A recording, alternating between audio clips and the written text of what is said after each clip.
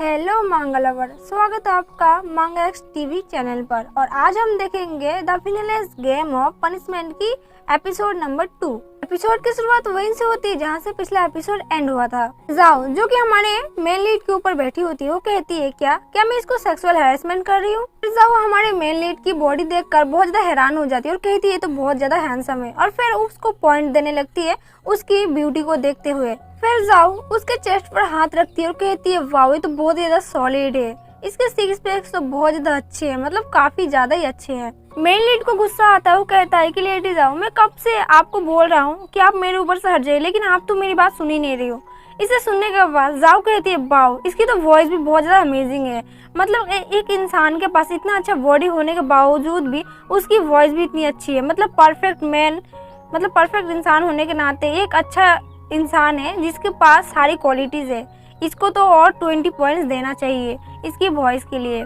Main lead को गुस्सा आता है और वो उसके हाथ पकड़ कर उसको उठने के लिए बोलता है, लेकिन जाओ ठीक उसके चेस्ट के ऊपर बैठी थी जिसे वो हिल भी नहीं सकता। वो कहता है मैं इस लड़की का क्या करूं, मन तो कर रहा है कि गार्ड को बुलाऊं और इसका सर धड़ से अलग कर दूं, ये मेरी बात कभी नहीं सुनती।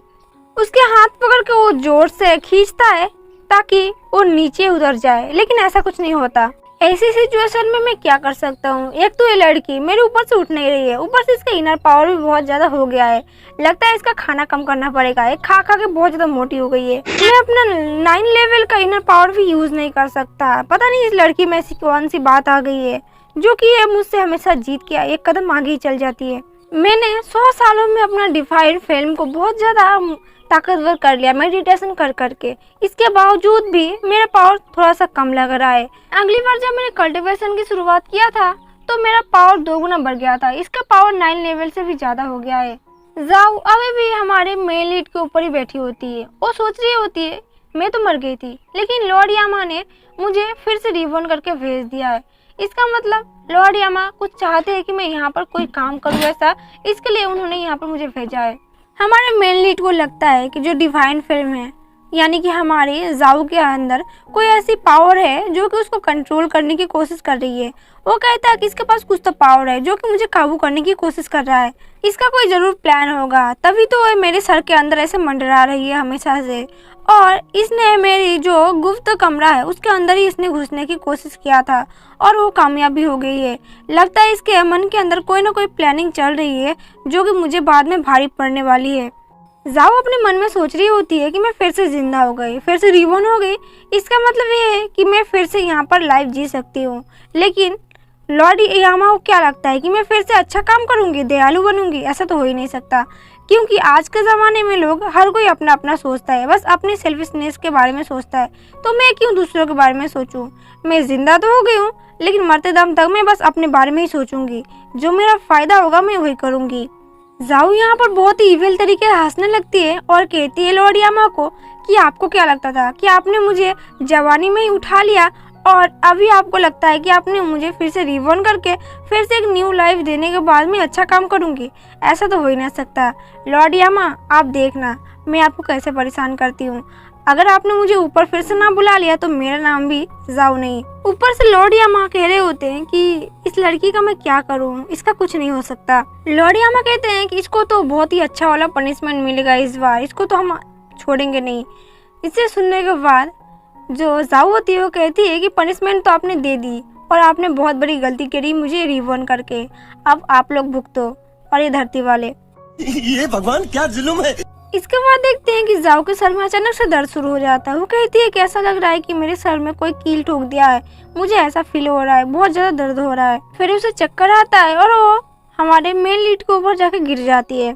ऐसे अचानक से गिरने के बाद जाओ जाके सीधे हमारे मेन लीड के फोरहेड पर गिरती है और तो इधर बात कहती है कि तुम्हारा फोरहेड बहुत ज्यादा गर्म है। जिसे सुनने के बाद हमारा मेन लीड थोड़ा सा शॉक में रहता है और कहता है क्या ये लड़की पागल हो गई है? फिर जाओ बेहोश हो जाती है, जिसे संभालते हुए हमारा मेन लीड कहता है कि लेडी जाओ आप एक आग के साथ खेल रही है, ये आपको बहुत ज्यादा भारी पड़ने वाला है अब। फिर वो जाओ के हाथ पकड़ते हुए कहता है कि जब तुमने आग के साथ खेलना शुरू ही कर दिया तो चलो अब अच्छे से खेलते हैं। जाओ को कुछ समझ में नहीं आता, वो कहती है कि कहना क्या चाहते हो तुम? फिर हमारा मेन लीड थोड़ा सा इविल सा स्माइल देते हुए कहता है कि मुझे होप है कि आपकी छोटी सी बॉडी मेरा ये आग को सहन कर सकती है। समझ रहे हो? समझ रहे हो आप? समझ रहे हो? थोड़ी देर बाद इनकी नौटंकी खत्म हो जाती है और उसके बाद जो जाओ होती है वो लॉर्ड यामा पर बहुत ज़्यादा गुस्सा होती है और कहती है कि लॉर्ड यामा, मैं तो आपको छोड़ने नहीं वाली, एक बार मुझे ऊपर आने दो। और इसी के साथ हमारा एपिसोड 2 यहीं पर एंड होता है। अगर आपने पहला एपिसोड नहीं देखा होगा तो प्लीज़ जाके एपिसोड देख ले, और अगर आप चैनल पर नहीं है तो प्लीज़ चैनल को सब्सक्राइब कर दे, और वीडियो अच्छा लगा तो प्लीज़ वीडियो को लाइक ज़रूर कर देना। Thank you so much for watching, see you soon. Hello manga lover, स्वागत है आपका मांगा एक्स टीवी चैनल पर। तो आज हम एक्सप्लेन करने वाले हैं the villainous game of punishment की एपिसोड नंबर 3। एपिसोड की शुरुआत वहीं से होती है जहां से पिछला एपिसोड एंड हुआ था। एपिसोड की शुरुआत में हम देखते हैं एक मेड जो कि अपनी रानी से कह रही होती है कि लगता है कि लॉर्ड यान्यू जो है उनको बहुत अच्छा वाला प्रॉफिट मिला है, क्योंकि वो बहुत ज़्यादा देर तक गुफा के अंदर रहे हैं और अभी तक उनको कुछ न कुछ सक्सेस तो मिल ही गया होगा। मुझे तो ऐसा लग रहा है कि यान्यू जो है उनको कुछ अच्छा चीज मिला होगा। आसपास के लोग भी बहुत ज्यादा तारीफ कर रहे होते हैं कि लॉर्ड यान्यू को कुछ तो सक्सेस मिला ही होगा। पास वाली लड़की सिस्टर डाई को कहती है कि सिस्टर डाई कांग्रेचुलेशन, लॉर्ड यान्यू को कुछ अच्छा सक्सेस मिलने के बाद वो आपको 9th लेवल रैंक के अंदर ट्रांसफर कर देंगे और तब जाके आप दोनों एक साथ आ जाओगे और फिर आप दोनों शादी कर लोगे। सिस्टर डी शर्माते हुए कहती है कि अपना जवान को थोड़ा सा लगाम दो, मैं अभी उतना भी सुंदर नहीं हूँ कि लॉर्ड यान्यू को इतना ज़्यादा इम्प्रेस कर सकूँ, लेकिन मैं कोई स्टोन से भी कम नहीं हूँ। सबको पता है कि लॉर्ड यान्यू एक पॉलिटिशियन है, वो अपने चैम्बर के अंदर से पॉलिटिशियन वाले लोगों को ही अंदर आने देते हैं, बाकी लोगों को अंदर आने नहीं देते हैं, और वो इतना ज़्यादा हैंडसम है कि सारी लड़कियाँ उनके ऊपर फिदा है। लॉर्ड यान्यू को लव में बहुत ज़्यादा बिलीव है, लेकिन उन्होंने कहा था कि ये लाइफ बहुत ज़्यादा शॉर्ट है, लेकिन मैं चाहता हूँ कि मेरी लाइफ में ऐसी कोई लड़की आए जिसको मैं सारी ज़िंदगी तक चाहूँ और उसी को प्यार करता रहूँ, लेकिन अभी तक ऐसा कोई मिला नहीं। और मैं चाहती हूँ कि मैं लॉर्ड यान्यू की ज़िंदगी में जाऊँ और उनके पास जाके रह जाऊँ और वो बस मुझे प्यार करे। वह ब्लश करते हुए कहते हैं कि मैं चाहती हूँ कि लॉर्ड यान्यू बस मुझे प्यार करे। मुझे पता है वो बहुत ज़्यादा एरोगेंट है और वो किसी से ज़्यादा बात नहीं करते और वो ठंडा लॉर्ड भी है, लेकिन अगर मैं उनसे बहुत ज़्यादा प्यार करने लगूँ और बहुत ज़्यादा केयर दिखाऊँ तो एक ना एक दिन वो मेरे हो ही जाएंगे और वो बस मुझे प्यार करेंगे, वो बस मुझे ही देखने के लिए तड़पेंगे। तो उसके पास जो लड़की बैठी थी, यानी कि जो उसकी मेड होती है, वो कहती है कि हाँ वो तो प्यार करेंगे, लेकिन सिस्टर डी वो आप नहीं होंगी, वो कोई और ही होगा। वो कहती है कि नहीं ऐसा नहीं है, उनके साथ शादी तो मैं ही करूँगी, क्योंकि इतना सुंदर होने का कोई तो फ़ायदा होगा, वो चाहे कितना भी एरोगेंट हो, लेकिन मैं अपने प्यार के झांसे में उनको फंसा ही लूँगी। दूसरी तरफ हमें जाओ का सीन दिखाया जाता है जो कि बहुत ज़्यादा गर्मी से झुलस रही होती है और वो कह रही होती है कि मैं आपसे बहुत ज़्यादा भीख मांग रही हूँ, मुझे माफ़ कर दीजिए, मैं दोबारा से ऐसा हरकत कभी नहीं करूँगी। लॉर्ड यान्यू वो कहता है कि अब बहुत ज़्यादा लेट हो गई है, मैंने तुमसे पहले ही कहा था कि मुझे भड़काओ मत, अब तुम्हें जलना ही पड़ेगा। और थोड़ी देर बाद हमारी जाओ कहती है कि लॉर्ड यामा मैं तुम्हें छोड़ूंगी नहीं, तुमने मुझे कहाँ पर भेज दिया और आते के साथ में मुझे ये सब झेलना पड़ रहा है, लेकिन देख लेना मैं तुम्हें छोड़ूंगी नहीं, इसका तो बदला मैं तुमसे लेकर ही रहूंगी। मैंने अगले जन्म में पता नहीं क्या ही पाप किया था, नहीं मैंने तो बहुत बड़ा पाप किया था, लेकिन उसका सजा यहाँ पर ये सब चीज़ें में देने के क्या ही मजे है तुम्हारे, देख लेना मैं तुमसे बदला लूँगी, लेकिन इस फिलहाल मैं इस जगह से तो बच जाऊँ, एक बार यहाँ से निकल जाऊँ, फिर मैं तुमसे बदला कैसे निकलती हूँ देख लेना।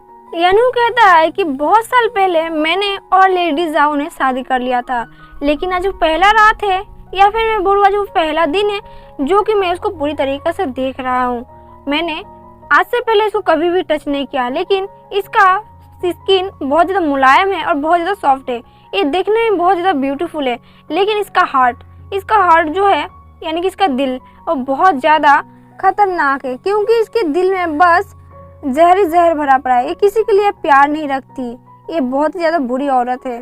जाओ कहती है कि ऐसा गलती अब दोबारा कभी नहीं करूँगी, लॉर्ड प्लीज़ मुझे छोड़ दे यहाँ पर ताकि मैं यहाँ से जा सकूँ।